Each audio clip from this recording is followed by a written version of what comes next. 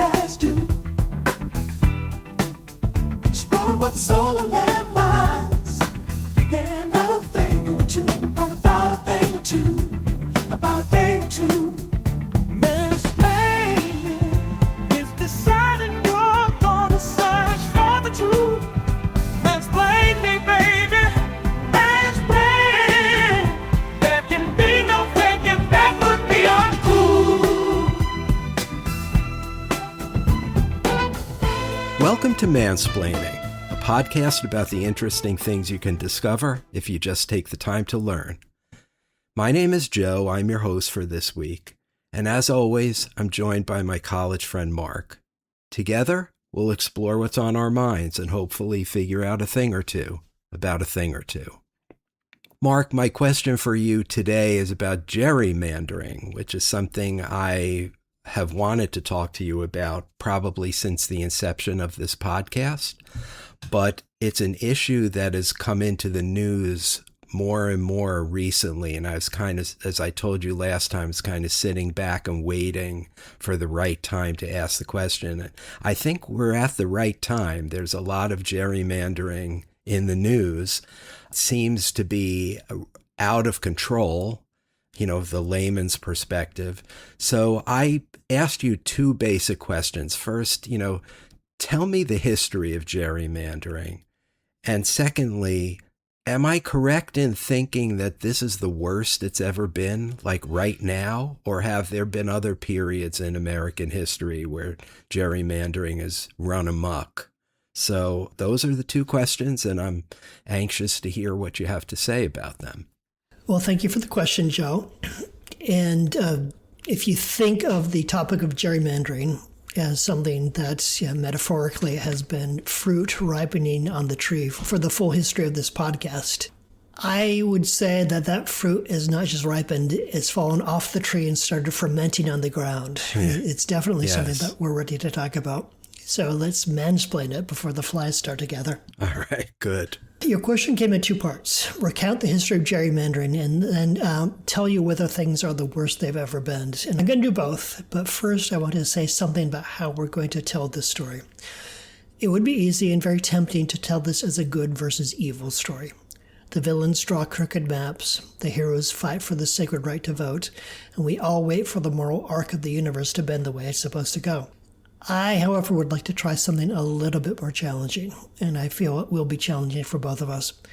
The story I'll be telling is about a pendulum that swings back and forth between expanding the vote on one side and strangling it on the other, and it's been swinging for nearly 240 years. We're going to recount the swings of that pendulum, and we're going to talk about the forces that guide its movement. And spoiler alert, those forces are not as simple as good and evil. By the end, I'm going to try to convince you that this is the most hopeful perspective on gerrymandering that we could realistically imagine. Okay. So let's start at the beginning, and I mean the very beginning, before the word gerrymander was even coined, before the first Congress had ever met. The year is 1788, and the ink is barely dry on the brand new U.S. Constitution, which it was being put into practice for the very first time. In Virginia, the legislature had to draw congressional districts for the inaugural House of Representatives, and the man with the most influence over that process was Patrick Henry. Yes, the famous Patrick Henry, the man who gave us the phrase, "Give me liberty or give me death." He had opposed ratification of the Constitution because he sincerely believed it would concentrate too much power in too few hands and strangle the liberty he'd spent his life fighting for. Meanwhile, a man closely associated with the Constitution he hated so much, a man who was poised to be Virginia's first representative in Congress, was James Madison. So Patrick Henry drew up a legislative district specifically designed to block James Madison from being elected. He bundled 5 counties into a map configured for the sole purpose of diluting Madison's support and handing the seat to his opponent, James Monroe. These were the first congressional elections in American history, and already the legislative map was being used as a weapon. At the time, this was a pretty ironic turn of events. Madison, the intended victim of America's first gerrymander, was the same man who wrote in Federalist Paper number 51 that, quote, "Ambition must be made to counteract ambition," unquote. If men were angels, he had argued, no government would be necessary. Since they are not angels, leaders of his new nation needed to design a system that assumed everyone was not to be trusted. And this is why Patrick Henry targeted Madison with that rigged district map. He didn't trust him in a position of authority. Madison won anyway, so America's first gerrymander came to nothing. And if you don't mind my asking, what was Patrick Henry's role? He wasn't an elected official. Was he in the bureaucracy or something? As I understand it, he was a state official. So he was not running for federal office, but he was important locally within Virginia. Okay. It's easy to judge people who draw up crazy legislative districts just to influence the outcome of elections, but let's consider the position they're in. Let's say you, Joe, are an elected official, and it's a redistricting year. Your party holds the right to draw the map that will govern the next election cycle. You know that in a neighboring state, officials from the other party previously drew up a map that virtually guaranteed success for their party's candidates. If the map that you draw is scrupulously fair, while the other party is actively using gerrymandering for its own advantage, you will effectively hand control of Congress over to the other party, and you're worried about what sort of damaging legislation they might pass. Nobody is going to thank you for your virtue in service of a losing cause. Many of the people in your own party will call you naive or even a sucker. With that as background, do you draw a fair map? Or do you draw a map that, in your head and heart, reacts to and protects your interests against the unfairness you see in other legislative maps? This scenario has a name. It's called the prisoner's dilemma. In 1950, two mathematicians at the Rand Corporation, Merrill Flood and Melvin Drescher, were studying the then new field of game theory, which the Cold War had elevated from an academic niche specialty into a matter of national importance. Rand wanted to understand strategic behavior between adversaries who couldn't trust each other. For instance, the United States and the Soviet Union. Flood and Drescher devised a simple game to describe how two such adversaries are likely to behave. Shortly afterward, a Princeton mathematician named Albert Tucker needed to explain the game to an audience of psychologists, and he came up with a story that explains the game. His story stuck, and it goes like this. Imagine two suspects are arrested by the police and placed in separate interrogation rooms. The prosecutor visits each individually and offers them the same deal. If you betray your partner while he stays silent, you will go free and he will be sentenced to 3 years in jail. If you both stay silent, there's only enough evidence to convict the two of you of a minor charge, and you'll get 1 year each. If you both betray each other, you'll each be sentenced to 2 years. Each prisoner reasons it out. Whatever my partner does, I'm better off betraying him. If he stays silent, betrayal gets me freedom instead of 1 year in prison. If he betrays me, betraying him gets me 2 years in prison instead of 3. So both prisoners with flawless reasoning decide to betray each other, and both end up worse off than they would have been if they'd simply trusted one another and kept quiet. That's the prisoner's dilemma. In an adversarial situation, in the absence of trust, individual rationality leaves us collectively screwed. Each player makes the smart move, and together their smart moves construct an outcome that neither one wanted. There are no heroes or villains in that room. They're just two people thinking through the situation and doing what the game's reward structure encourages them to do. Boy, I guess I was vaguely aware of the prisoner's dilemma. That's really a great illustration of it. I can't help thinking there's another version of that involves traffic on the highway, right? Mm-hmm. Maybe the prisoner's dilemma was introduced to me through this alternate story of you're stuck in traffic on the highway, right?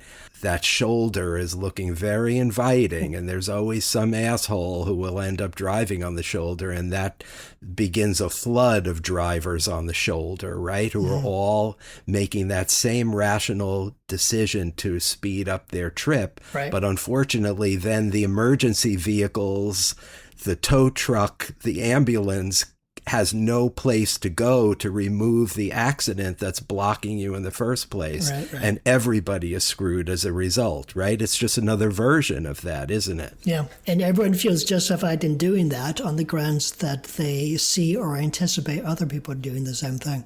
Yes. And the only thing that holds you back or me personally in the case of the traffic jam, but any generic person, is some kind of airy-fairy altruistic belief in the goodness of others. And that's a really hard thing to substantiate, as we discussed at length in our altruism episode. Right.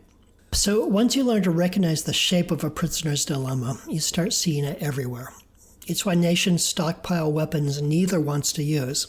It's why fishermen destroy the marine ecosystem that they all depend on. And it's why parties gerrymander. Republicans draw fortresses in Texas and Florida. Democrats do the same in Illinois and Maryland. Each map is a rational choice given the absence of trust, and the collective result is a House of Representatives where most seats have already been decided before a single vote is cast. So this is the lens I'd like us to keep for the rest of this episode. It's tempting to tell the story of gerrymandering as a morality play, but that lends itself to the same good versus evil thinking that has some members of Donald Trump's base believing registered Democrats hate America. The world is not that black and white, and the history of gerrymandering is a story of a game that's been going on for 240 years. Okay, fair enough, Mark. We'll use that frame. But I want to ask another question. I guess the preface for my question is the fact that little anecdote about Patrick Henry and James Madison kind of says that bad faith was a part of the process since the very beginning, right? But in the case of gerrymandering and the prisoner's dilemma, I want you to actually dumb it down for me and explain how gerrymandering itself results in a worse outcome for both sides. The way I see it is that within the prisoner's dilemma, you're sitting there in the room with the opportunity to draw a map, and it's not a sort of isolated event of what's the best map I can draw. Is what map should I draw in the expectation that, you and I are both registered Democrats. What map would we draw as elected Democratic representatives in the expectation that Republicans in our place and in the future will draw maps that will harm the candidates from our side? So if you're there thinking that other side is going to do it, you do it too, and thinking that kind of along the lines of the prisoner's dilemma, if you draw crooked maps and the other side doesn't, a bunch of your candidates are elected and your legislation wins the day, and so you benefit by that. If you draw the crooked map and the other guy also draws a crooked map, then you balance each other out. It's not a great situation, but there's kind of a tit for a tat. You get a little bit, they get a little bit. Your worst case scenario is if you try to take the high road and the other guy draws the crooked map, because then you get nothing and he gets everything. And so it's a scenario in which neither side wants to be locked in this tit for tat gerrymander struggle, but both sides do it because it's a rational choice in the absence of trust. Okay, so yes, I'm trying to process this, sorry. Make sure I understand. So the resulting mistrust and chaos in the procedures is the equivalent of the longer prison sentence that the two prisoners have to endure because they betrayed each other. Yeah. The betrayal in gerrymandering is acting utterly selfishly by party, and you end up creating an overall condition that's worse for everyone, not just the other guy, but also for you. Yeah. Am I understanding that correctly? Yeah, essentially, you hope for a great outcome, but you accept a bad outcome in order to avoid the worst outcome, is the prisoner's dilemma. Okay. The worst outcome is you are noble while the other guy is corrupt, and he treats you like a fool. The bad outcome is that you're both treating each other badly. The best outcome is the one maybe fingers crossed for, where you're bad and he's noble, and so you might feel bad about it, but you get everything in that scenario. Right. But the rational choice is betrayal, because that keeps you out of the worst case scenario. Okay, got it. Thank you. So with that in mind, let's go through the story, the full history of gerrymandering. In 1812, Massachusetts Governor Elbridge Gerry signed a redistricting bill so contorted that a cartoonist at the Boston Gazette added wings and claws to one snaking district and christened it the Gerrymander. Governor Gerry was a signer of the Declaration of Independence, and by most accounts he found the map distasteful even as he signed it, which is entirely consistent with the prisoner's dilemma. Even if you don't like the game, you still end up playing it. Right. Gerrymandering might have died young. By 1842, some states had abandoned individual districts altogether in favor of statewide winner-take-all voting. Candidates would campaign across the state rather than within particular districts, and the party that got the most votes was able to choose every representative from that state. Even if you as an individual candidate received the most votes, if your party's candidates collectively received fewer votes than the candidates of another party, you would not be elected. If every state had gone that way, it would have been the end of gerrymandering because there would have been no legislative maps. Congress, however, put a stop to that with the Apportionment Act in 1842, which required every state to use compact districts. This did serve the goal of voters' rights, since the winner-take-all model generally suppressed the vote of minorities within a state, but the legislation was born more out of self-interest than the democratic conscience. Enough members of Congress had experience with being on the losing side of a winner-take-all election that they didn't want to go through that sort of thing again. And gerrymandering is, of course, not the only method parties have at their disposal to manipulate elections and expand some voters' rights while contracting others. Post-Civil War Reconstruction and the 13th, 14th, and 15th Amendments had brought citizenship to the formerly enslaved and a constitutional guarantee that the right to vote should not be denied on account of race. This was certainly a cause worth celebrating, but there was self-interest at work here as well. Republicans needed black votes in the South. By 1877, however, Republicans in Congress were no longer actively supporting the rights of black voters, and Southern states spent the next 30 years building the machinery of Jim Crow, including literacy tests, poll taxes, and property requirements for anyone wanting to vote. In 1903, in a case called Giles v. Harris, the Supreme Court ruled that the judiciary lacked the power to force states to register black citizens at all. This was wholesale disenfranchisement with a judicial blessing. In Alabama, no black representative would be elected to Congress for 115 years after Reconstruction ended. And my understanding is that era of gerrymandering was explicitly racial. Yes. And not partisan, right? I mean, presumably most freed blacks were Republicans because that was Lincoln's party and he's the guy who freed them. But the gerrymandering in the South was explicitly to stop black people from voting, not to stop Republicans. Yeah. And probably the thinking behind that was partially racist assumption that black voters lacked the capacity to vote responsibly, and then also just political self-interest that if, as you say, black voters consistently and as a bloc voted for Republicans, then it was within the interest of Democratic politicians to make it as difficult as possible for them to cast those votes. For the next half century, the courts wanted nothing to do with voters' rights. Federal courts generally refused to involve themselves in redistricting disputes, classifying them as political questions that were not properly decided by the court system. As a result, states often refused to adjust their maps for decades, despite massive population shifts from rural to urban areas. This led to extreme malapportionment, where a rural district of 10,000 residents could hold the same voting power as an urban district containing hundreds of thousands of people. But then the tide changed. Baker v. Carr in 1962 was a landmark Supreme Court decision that fundamentally altered American democracy by ending the judiciary's long-standing policy of non-intervention in legislative redistricting. The 6-2 ruling established that legislative apportionment is resolvable by the courts under the Equal Protection Clause of the 14th Amendment. By declaring that courts could review maps, Baker provided the legal foundation for the 1964 rulings in Westbury v. Sanders and Reynolds v. Sims that established the one-person, one-vote principle and required all congressional and state legislative districts to contain essentially equal numbers of people. And then in 1965, after Martin Luther King led marches from Selma to Montgomery, Lyndon Johnson signed the Voting Rights Act, banning literacy tests and requiring states with histories of discrimination to, quote, pre-clear, unquote, any voting changes with the federal government. So why did the pendulum swing so far, and why after so much time? It was made possible by a convergence of interests. Television footage of police brutalizing peaceful protesters had made segregation politically expensive.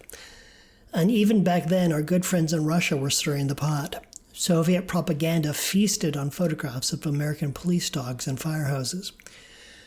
The historian Mary Dudziak has documented how civil rights legislation was sold inside the government in part as a weapon in the global contest with communism. Internal government communication from the State Department revealed that racial inequality was seen as a barrier to winning the hearts and minds of the global community and interfered with the country's foreign relations and its contest with communism. The government sold civil rights legislation and judicial victories globally as proof that American democracy was a superior system because it possessed the inherent capacity to recognize its flaws and reform itself through law. So in this case, justice and self-interest were pointing in the same direction, and so the pendulum swung strongly in the direction of voters' rights. Eventually, though, the pendulum swung back the other way. In 1980, in City of Mobile versus Bolden, the Supreme Court ruled that to win a voting discrimination case under Section 2 of the Act, you had to prove discriminatory intent, that the mapmakers intended to discriminate. Think about that for a second. The standard sends plaintiffs hunting for secret motives, for malice in the heart of legislators. It's effectively an impossible standard because you need clear proof that legislators intended to do wrong.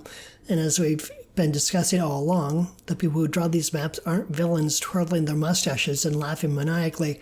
They think of themselves as protecting their side from the other side. Although I would say this, Mark, the MAGA idiots who are in charge now often say the quiet part out loud, so it's probably easier to establish intent with them. Yeah. But back in the day when the bad guys were more clever, I agree that to get into their head and prove discriminatory intent would be damn near impossible. Yeah. You make a good point that a state legislator with a Twitter feed is more likely to give evidence that the other side would require to challenge the map that he draws. Yes, that might be our hope moving forward, but please continue your history. It's interesting. In 1982, Congress responded to City of Mobile versus Bolden by amending the Voting Rights Act to establish what's called the results test. The law would no longer ask what was in a politician's heart. It would ask only what the map does, whether it interacts with social and historical conditions to cancel out a minority community's ability to elect candidates of its choice. In 1986, the Supreme Court's decision in Thornburg versus Gingles gave courts a 3-part instruction manual for answering that question. First, the affected minority group must be, quote, sufficiently large and geographically compact to constitute a majority in a reasonably configured district, unquote. This demonstrates that the group has the potential to elect a representative of its choice. Second, the minority group must show that its members tend to vote in a similar pattern, typically preferring the same candidates. And third, the minority must demonstrate that the white majority votes, quote, sufficiently as a bloc to enable it usually to defeat the minority's preferred candidate, unquote. This establishes that a legislative map has the effect of thwarting the minority vote. Yes. Philosophically, the results test is the no villains principle written into federal law. It says, we decline to litigate your soul. Harm is harm, whether it issues from hatred, indifference, or perfectly ordinary partisan self-interest. Yeah, this is very interesting to me. I think we're kind of at the heart of the matter now. Discriminatory intent versus discriminatory results. Yeah. And I just want to say one thing about that, putting aside the merits of each case. It's really important to me that the discriminatory intent holding was made by an out-of-touch Supreme Court consisting of elite white male conservatives, whereas the discriminatory results tests that you just outlined came from our elected representatives in Congress. Right. I mean, clearly one is more valid than the other. I'm prejudiced, but I think most people would agree with me. Yeah. Well, we are aligned. And the results test worked. For 40 years, that framework dismantled discriminatory election structures across the country. As recently as 2023 in Allen versus Milligan, it forced Alabama to draw a second majority black congressional district. Black Alabamians had been voting for the preferred candidates with 92.3% cohesion. White voters supported those same candidates at a 15.4% rate. The state's map split majority black districts in such a way that even 92% of the black vote was not enough to elect anyone.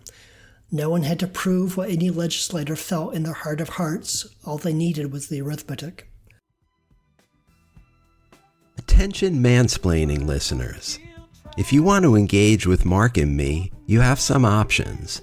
One is to go to our Facebook page, Mansplaining the Podcast, where you can leave a comment or question, check our sources, suggest topics for future episodes, or just like us. Because who doesn't want to be liked? You can also reach us through whatever app you use to listen to this podcast by giving us a 5-star rating or writing a review of your favorite episode. Or you can call and leave us a message on our dedicated voicemail box, which is 206-486-4074. And did you know that you can now listen to full episodes of Mansplaining on YouTube and check out our podcast music on Spotify? Yep, it's true. Just type Mansplaining Podcast into the search bar on either platform and you'll find us. It's lonely in podcast land, and we welcome and appreciate any feedback you might want to share. Act now, and we'll throw in a set of Ginsu knives. Not really. But the pendulum was continuing to swing, and you can see its motions in a string of subsequent Supreme Court cases. Again, the revenge of the elite white conservative men, I just say parenthetically. Mm-hmm. In 2013, Shelby County versus Holder struck down the preclearance formula originally designed by LBJ, and within 24 hours, Texas had announced a voter ID law that preclearance had previously blocked. In 2019, Rocho versus Common Cause ruled that partisan gerrymandering cannot be tried in federal court. The Chief Justice acknowledged that extreme partisan maps, quote, reasonably seem unjust, unquote, but then somehow declared that the federal judiciary is powerless to do anything about it. This gave racial gerrymandering a partisan shield.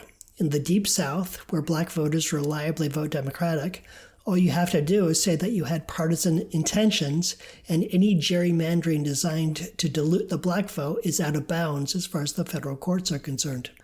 In the 2021 ruling of Brnovich versus Democratic National Committee, a 6-3 conservative majority of the Supreme Court upheld 2 Arizona voting restrictions and established a new, more restrictive framework for evaluating vote denial claims. And then in 2024, the ruling in Alexander versus South Carolina NAACP told courts to presume legislatures are acting in good faith and required plaintiffs to, quote, disentangle race and politics, unquote. Certainly a challenging instruction in states where race and politics are inextricably intertwined. And most recently, this past April, in Louisiana versus Calais, the court struck down a remedial map that had given Louisiana a second majority black district. A remedial map is a replacement redistricting plan designed to correct constitutional or legal violations found in a previously enacted map. The ruling also resurrected the intent standard that Congress had deliberately buried in 1982 and forbade even the consideration of race in drawing future remedial maps. Justice Kagan in dissent called it, quote, the now completed demolition of the Voting Rights Act, unquote, and warned that majority-minority districts across the South now, quote, exist only on sufferance and probably not for long, unquote. The resurrection of the intent standard is the most significant part of this ruling because if you want to challenge a legislative map, it puts you back in the villain hunting business. Discrimination is now actionable only if you can prove a bad heart. Difficult if you believe that gerrymandering is something only bad people do because they have to be both bad and stupid enough to say the quiet part out loud. Though, as you noted earlier, Joe, maybe we do have stupid legislators. Right. But it becomes essentially impossible if you believe, like I do, that everyone in this sordid drama is just a player trapped in a game of prisoner's dilemma.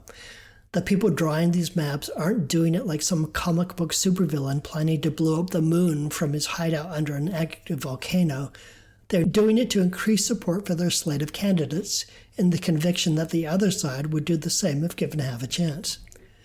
The tragedy of the Calais decision is that it abandoned a legislative framework, the one passed by Congress in 1982, that was mature and clear-eyed enough to recognize harm without insisting that there has to be a villain pulling the strings. So you asked me whether the situation now is the worst it's ever been. I'm not sure whether gerrymandering is the worst it's ever been. You could argue both ways on that. But in terms of voters' rights writ large, the answer is no. It is the worst it's been since 1965, but worst ever is recency bias. From 1877 to 1965, black voters in the South were subject to complete disenfranchisement, blocked at the registrar's office, denied the vote with spurious taxes, subject to unfair testing, and sometimes outright intimidation at the polls. For generations, they had zero representation, and that came with the Supreme Court's blessing. That was the worst ever. Today, minority citizens can register and vote largely unimpeded. What's being taken is the weight of those votes, packed and cracked into maps where they may never add up to actual representation. If you look at the full history of gerrymandering and voters' rights in this country, there are, broadly speaking, two lenses you can apply. You can see it as a struggle of good versus evil, or you can see it as a prisoner's dilemma scenario that has operated for centuries. If it's good versus evil, then the triumph of evil is like the sun being blotted out. It's a cataclysmic event. I don't believe that to be true, though. I think it's more like a pendulum powered by competing interests. Which way the pendulum swings and how far depends on which interests have coalesced to push it in a certain direction. I accept that pendulum idea of yours. I guess what makes it scary for people on my side of the political divide is that when your opponent doesn't seem as committed to Republican democracy as you are anymore, right? Mm-hmm. Then when the pendulum swings to their side, perilous things could happen that could make it impossible for the pendulum to ever swing back. I guess that's what I want to say about your scenario here. It's a fair point. There are scenarios in, like Turkey is a good example, where a party was democratically elected but was fundamentally hostile to the democratic principle and then proceeded to unravel democratic institutions. So there is one scenario in this where things play out where democracy itself goes away. I didn't really consider that within this, but yeah, I can't deny that that's a possibility. Yes. We can only hope that we turn out to be the Hungary scenario where the people get back the power just in the nick of time before all the constraints were demolished. Right. But let's swing back around to the prisoner's dilemma, because the Game theorists didn't stop at simply describing it. Around 1980, a political scientist named Robert Axelrod ran a famous tournament. He invited experts to submit computer strategies that would play the prisoner's dilemma game against each other over and over again, not once, but hundreds and hundreds of times. And when they looked at the total results across all those games, something interesting emerged. The winning strategy, submitted by the psychologist Anatole Rappaport, was also the simplest. It was simply tit for tat. Come in cooperative, and then do whatever your opponent did to you in the previous round. And that was the strategy that performed the best overall. Within a tournament filled with ruthless, self-interested programs, cooperation emerged as successful. Under the right structure, cooperation actually pays off. And this has some implications for our story. You don't fix a prisoner's dilemma scenario by hoping that the players will become better people. You fix it by changing the structure of the game, change the payoffs, and self-interest itself will start producing cooperation. So when we're looking at gerrymandering, I'd say the question is not how do we triumph over evil? There's no evil to triumph over. Just a game that is never going to stop being played so long as the players don't trust one another. The question is, how do we change the game itself? And here we move from the federal courts and government to the states. This is a little ironic because for 100 years, states' rights was the banner under which voting protections were resisted. Now, with the federal courthouse doors closed and courts refusing to even admit that race and politics might have something to do with one another, state constitutions have become the refuge of voting rights. In 2018, Pennsylvania's Supreme Court struck down a partisan gerrymander under its Constitution's Free and Equal Elections Clause, language that 29 other state constitutions share. In 2023, Wisconsin's Supreme Court threw out legislative maps for violating the state constitution's requirement that districts consist of physically adjoining territory. In Arizona and Michigan, meanwhile, citizens used ballot initiatives to strip the pen from their legislatures entirely and hand it to independent redistricting commissions. And that feels like the best solution to me. Gerrymandering is a prisoner's dilemma game, and the game isn't going to change. Arizona and Michigan called the game off.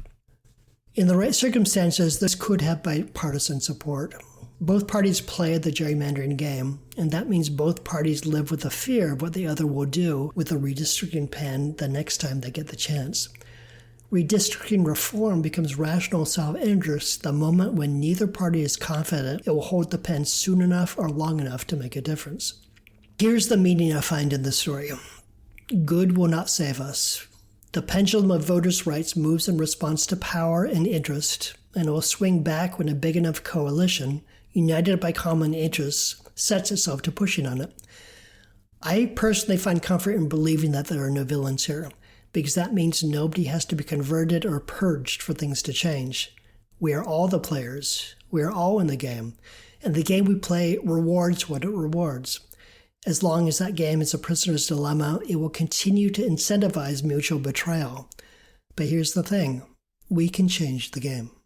Yeah, boy, that's a nice thought, Mark. And I so much want to believe what you're saying, because I don't want to believe that my political opponents are evil or nefarious, that they are just rational actors trying to maximize their own gains. But it's hard in this day and age to come to that conclusion. So I guess I would say I aspire to think of this the way you do, but I'm not quite there yet.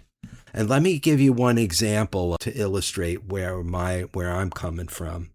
I think you could fairly argue that up until now, the Democratic Party is the only party that was employing independent commissions in states like California and New York, since retracted in California and soon to be retracted in New York.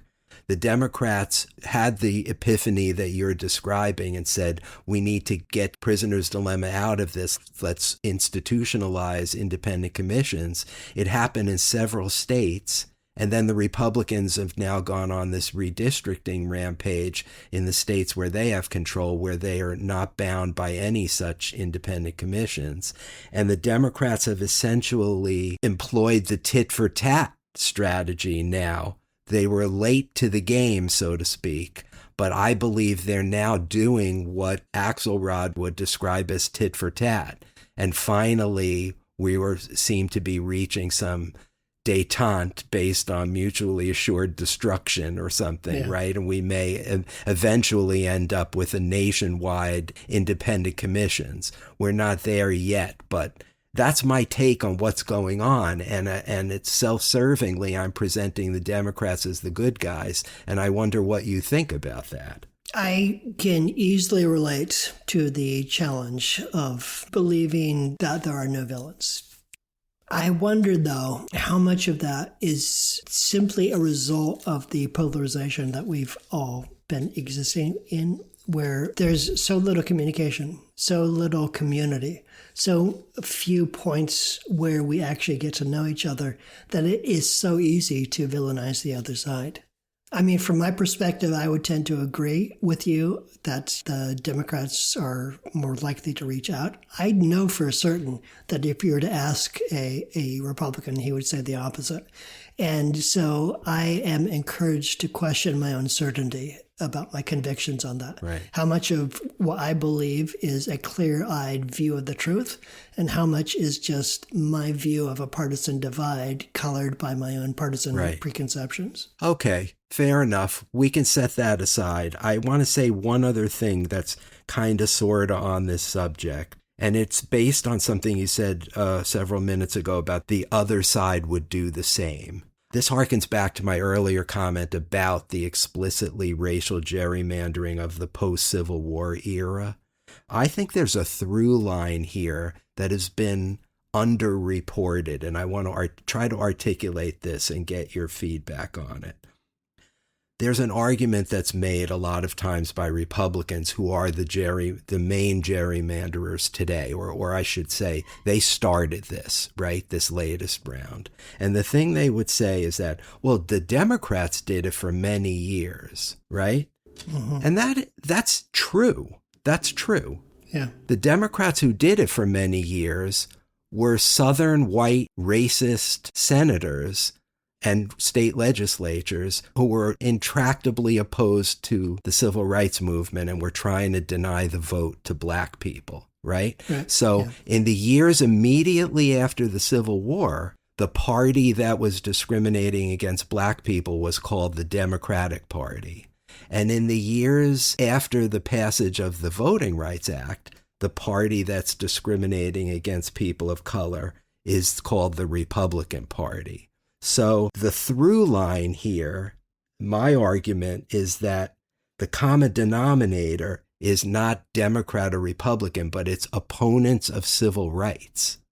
That's changed parties over the decades. They used to be Democrats, they're now Republicans, but it's the opponents of civil rights who are engaging in gerrymandering. So let's quit with this bullshit about it's used to be Democrats, now it's Republicans, and understand it for what it is. Yeah. Something popped in my head as you were going through that, and it's kind of a thought experiment, so bear with me on this. Okay. Let's imagine something happens in the next decade or so, and 40% of black voters start voting Republican. 40 to 50%. Do you believe that the GOP in the South would continue racial gerrymandering if they're getting 50% of the black vote? That's a tough question. I don't think there's any quick answer to that. My sense is no. My sense is they'll be happy to take the votes. Like, they're not going to district away support. If race is no longer an issue, if it's like a 50-50 divide, then suddenly racial gerrymandering will go away, not because they cease being racist, but because their interests just shifted in a different direction. Yeah, I mean, that's an eminently rational way of thinking about it, but these are people who don't behave rationally, you know? They want to end mail-in balloting, which historically has been done by Republicans over the years. And they know that. Democrats have only recently started to become big proponents of mail-in balloting, really since the pandemic. For decades before that, it was Republicans, and yet the Republicans are hell-bent on getting rid of mail-in balloting, even though it demonstrably hurts them. So I think they are ideologues, and I'm not so sure that they would accept all those newfound black voters for Republicans. They'd be trying to deport them. I suppose it's an unanswerable question, but I do not know that I have ever witnessed a politician who would lose the election because he was unwilling to accept votes from black people. I think the nastiest politician from the civil rights era that you can imagine would have happily accepted black votes if he was confident they would be cast on his behalf. Well, maybe so, Mark, but it seems like that's John Roberts' argument, right? So you're basically accepting the conservative Supreme Court's interpretation that this is a partisan issue. Partisan gerrymandering is okay. Racial gerrymandering is not okay. But we've made it impossible to identify racial gerrymandering. So you're saying it's all partisan. I'm saying it's driven by interest. I think ultimately that's what spins the wheel. That's what pushes the pendulum. Partisan interest. And that people align along their interests. And often those interests go in concert with race. I think the idiocy of the recent court rulings is that they insist that race doesn't exist as far as politics is concerned, that It can never be part of a case, that you should never be considered. That's ridiculous in a context where 95% of black voters are voting for Democratic candidates. Like, you cannot say that race is not a factor within that scenario. Right. And so the ruling that you cannot consider race, that you should presume that the absence of racial considerations in that, in the context where the Constitution protects discrimination on the basis of race, that just seems like a deliberate fiction in order to remove an obstacle to your party's success within elections. Okay, I see the logic in that. We can agree to disagree on the larger issue. There's one more thing I wanted to ask, and this is on topic but not part of your presentation. What constitutes a fair map in the first place? You know? Mm-hmm. What's fair? Maybe we need to define what fair means in order to come to some national consensus about it, because I'm not sure. You put 10 partisans in a room, you probably get 9.5 different definitions of what fair is. Yeah, what minorities should we be considering in terms of protecting their representation? Is it just ethnic minorities solely? Should we be protecting the rights of the neurodivergent? Should we be protecting the rights of... What about class? Yeah. I mean, there's so many ways to cut the pie. Yeah, absolutely. I think ultimately that's rooted in representative government, isn't it? That instead of casting your vote directly on all aspects of legislation, you have to elect someone to vote on your behalf. If in some mythical scenario, we vote directly on state legislation or we vote directly on national legislation, then every vote counts the equal amount. Your vote, my vote, everyone's vote counts as one vote. Yes. But under representative democracy, which is the system our founding fathers gave us, it creates all these knock-on effects that can be manipulated. Yes. And also makes me think of one thing about the wisdom of the founders. They were really feared parties. You know, they didn't want there to be parties. I think they called them factions at the time. And indeed, we might be better served by not having parties, and the greater good might be better served by not breaking down into parties. And here we are fighting. Yeah, they were opposed to parties in principle, but almost immediately formed them. And they did so in order to win the day within the political struggles of the day. So somewhat consistent with the story I've been telling here is that interest triumphed over principle. Right. Okay, well, thanks. That was an interesting conversation, and we covered a lot of ground. Okay. So I have a question for you for next time. All right. And this question was inspired by the cover of a book.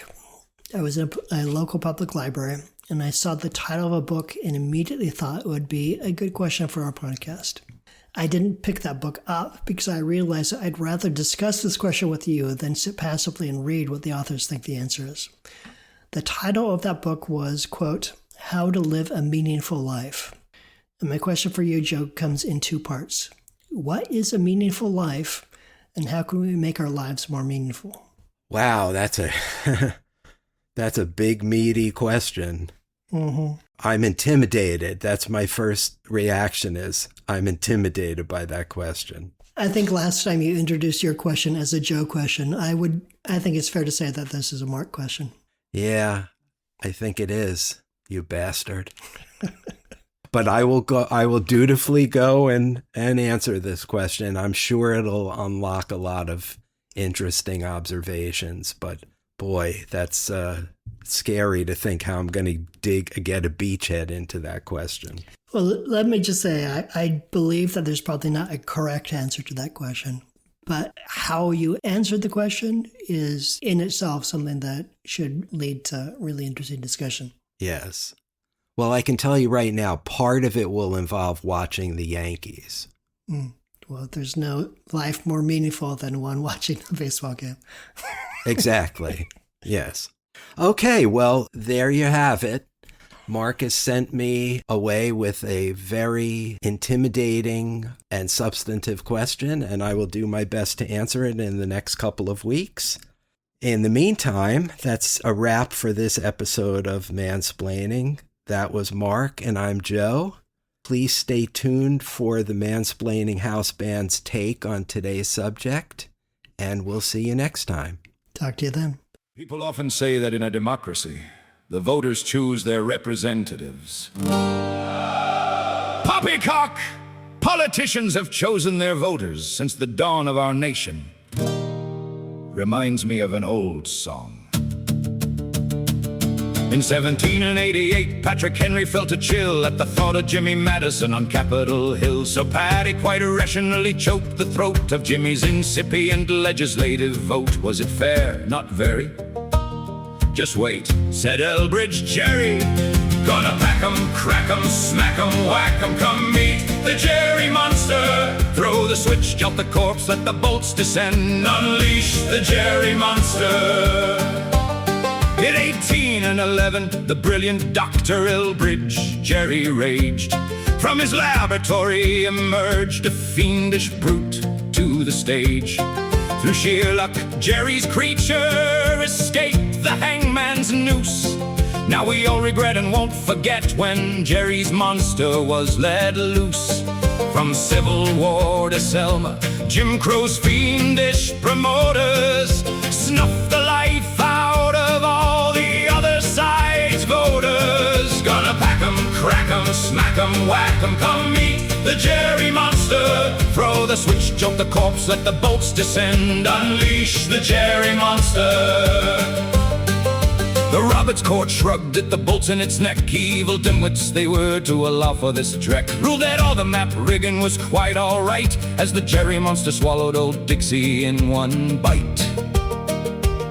A legally sanctioned and shameless political heist, signed, sealed, and delivered in the name of Christ. Gonna pack 'em, crack 'em, smack 'em, whack 'em, come meet the Gerry monster. Throw the switch, jolt the corpse, let the bolts descend. Unleash the Gerry monster. Grab your pitchforks and torches, time to hit the streets. Hunt and kill the Gerry monster before we become its eats. Let's use the ballot box to burn to ash a fiendish creature we can't otherwise smash. We heal ourselves only with the Gerry monster's death. It's an absolute imperative, but please don't hold your breath. Gotta pack 'em, crack 'em, smack 'em, whack 'em, come meet the Gerry monster. Throw the switch, jolt the corpse, let the bolts descend. Unleash the Gerry monster.